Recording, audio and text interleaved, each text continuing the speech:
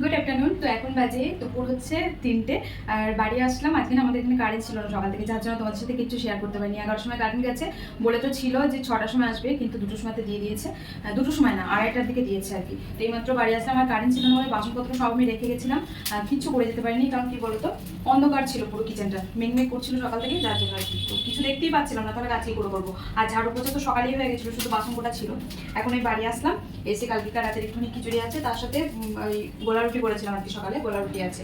আর একটু আলু ভেজে দিয়েছিলাম, আলু ভাজাটা সঞ্জুকেই দিয়ে দিয়েছি আমি। আর মানে আমার জন্য আর নেই, রাখিও নি এমনিতে। এই যে, তো এইটুকুনি আর কি আলু ভাজা, তো একটু টেস্ট করেছিলাম, আরও দুটো ছিল আর কি। আর এখন এই যে প্যান বসালাম, একটা ডিম ভাজবো। এই যে আমার মেনু, রান্নাঘরের অবস্থা দেখবে। এই যে সিঙ্কে এত বাসন পড়ে আছে। দিওয়ালি যত এগিয়ে আসবে এরকমই কারেন্টের ঝামেলা করবে, জানো তো। এখানে দিওয়ালিতে তো প্রচুর পরিমাণে লাইটিং হয়, সারা শহর জুড়ে যেহেতু লাইটিং হয়, তাই এখন থেকেই কাজ চালু করে দিয়েছে। যেহেতু মাঝখানে আবার নবরাত্রি আছে, তো নবরাত্রি আর দিওয়ালি তো পাশাপাশি প্রায় পড়েছে, কারণ নবরাত্রি তো আমাদের দুর্গাপুজোর সময়তেই হয় একসাথেই।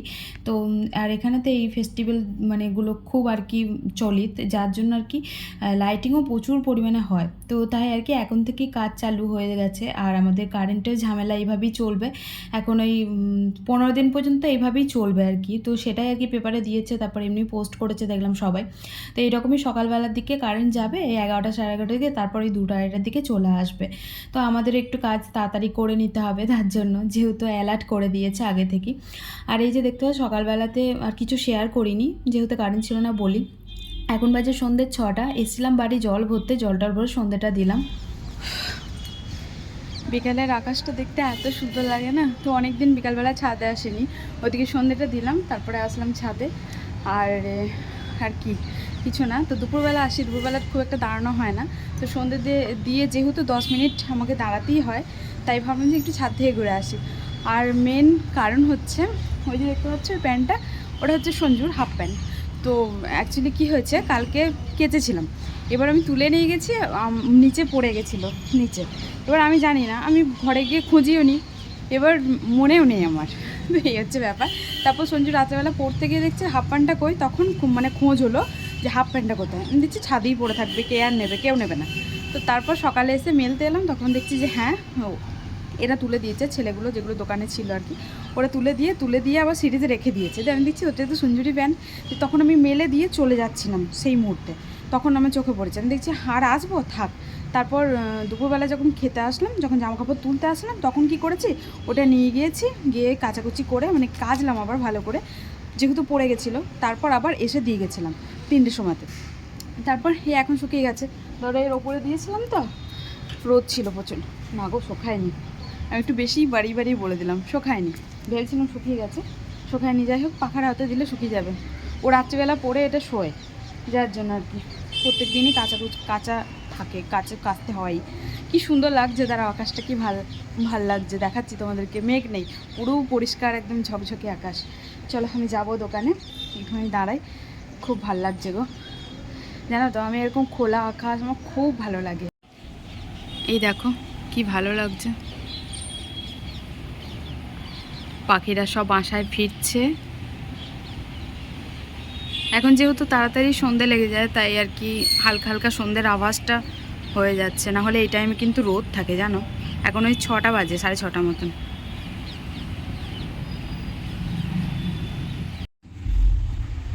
তো গেছিলাম ছাদে, তো সকালবেলা যেহেতু ভাবি যে একটুখানি পরোটা দিয়ে এসেছি, মানে গোলা রুটি করেছিলাম ওটা দিয়ে এসেছি, আর কালকেকার একটু খিচুড়ি দিয়ে এসেছি। ওকে বললাম যে খিচুড়ি আছে নেবে, তো বললো যে হ্যাঁ দাও, বাচ্চাগুলো খেতে ভালোবাসে, যার জন্য আর কি। কালকে রাত্রেবেলা বানিয়েছি, তো রাত্রেবেলা দেওয়া হয়নি, ওদের খাওয়া হয়ে গেছিলো, যার জন্য আমি দেখছি সকালে যখন আছে তাহলে দিয়ে আসি একটু। তো তারপর এই যে গেছিলাম, ও বানিয়েছে, সকালবেলা বানিয়েছে এই যে নিমকিগুলো, একটু বড় সাইজের বানিয়েছে, আর এখনই দিল বাটি ভর্তি করে। আমাকে মানে আমি খেলাম একটা, আমি বললাম যে রেখে দে, আমি খাবো না। তো বলছে যে আঙ্কেলকে দিয়ে দেবে, তুমি না খাও। আমি রেখে দিলাম, আমি খেলাম না বেশি, আমার অম্বল হয়েছে মনে হচ্ছে, আজ তো বুকে ব্যথা করছে, তো খাবো না, রেখে দিলাম সঞ্জুর জন্য, সঞ্জু খেয়ে নেবে। একটু জল খাবো, দিয়ে যাবো দোকানে। আমার 10 মিনিট পার হয়ে গেছে, আর বেশিক্ষণ ওয়েট করা যাবে না, অনেকটা লেট হয়ে গেল। চলো দোকানে গিয়ে দেখা করছি।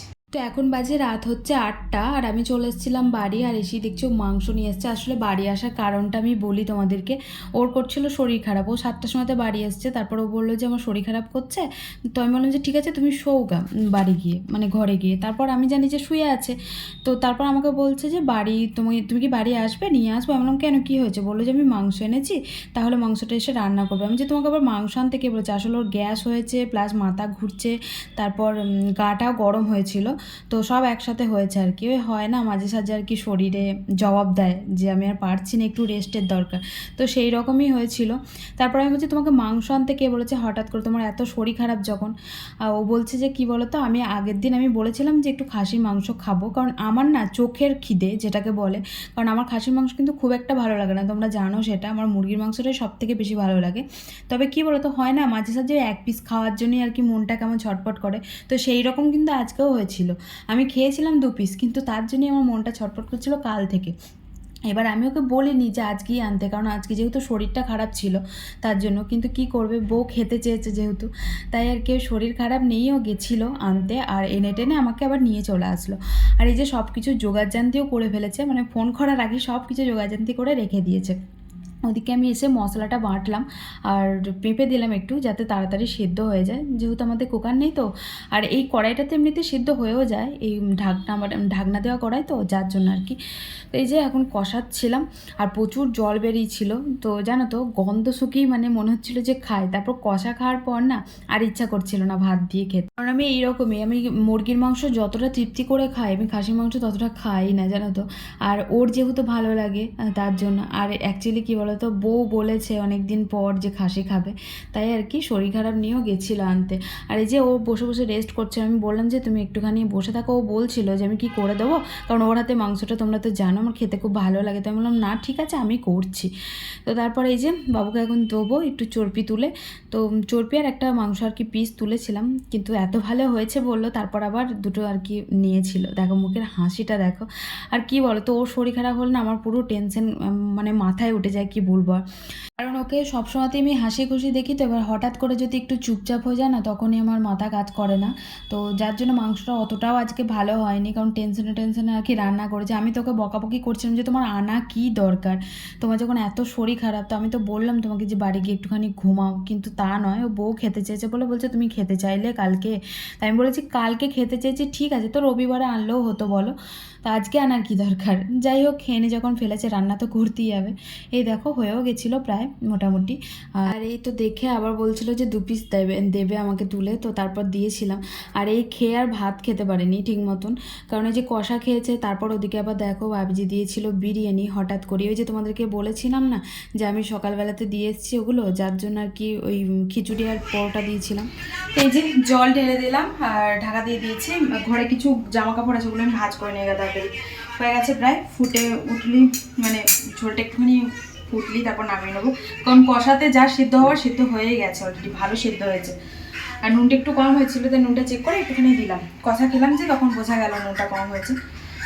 আর ওর শরীর কি হয়েছে বলো তো, জ্বর আসবে মনে হয়, চোখগুলো লাল হয়ে গেছে বোঝা যাচ্ছে। চলো ওটা ফুটুক, হ্যাঁ আমি ইয়ে করি গা, লাইটটা বন্ধ করি, জামা কাপড় কটা ভাঁজ করি গা।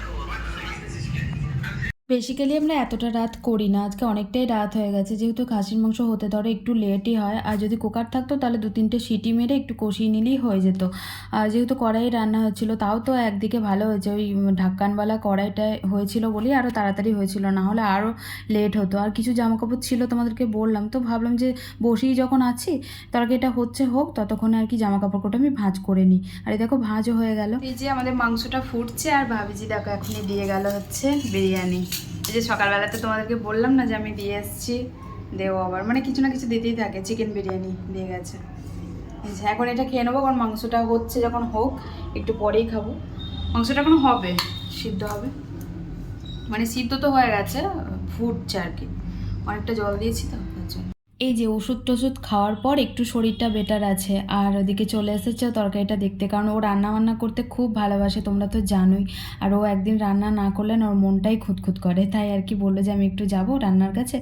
ঠিক আছে যাও, একটু দেখো সব ঠিকঠাক আছে কিনা। তারপর নুনটা একটু কম ছিল বললো, অতটা আমি নুন দিলাম, তারপরে একটু কম কম লাগলো, যার জন্য আবারও নুন দিল। আর আজকে অনেকটা রাত হয়ে গেছিলো, ওটাই তোমাদেরকে বলছিলাম আমি। আর এই যে দেখতে পাচ্ছ আমাদের লাল লাল খাসির ঝোল। তো চলো খাওয়া দাওয়া করে নিই। আর সত্যিই খুব টেস্ট হয়েছিল, তবে পেঁপে তো আমি খাই না, পেঁপে ওই খাবে। আর আমি শুধু আলু আর মাংস নেবো, তো তাও আমি মাংস নিয়ে নিই, 2 পিস মতন মাংস নিয়েছি জানো তো, তাও আবার খেতে পারিনি, আমি ওকে তুলে দিয়েছি। আর ওই যে দেখতে পাচ্ছ অতগুলো ভাত নিয়েছে, ও আবার লাস্টে ভাত আবার আমার পাতে তুলেছে, ভাতও খায়নি। তো চলো আজকের মতন টাটা।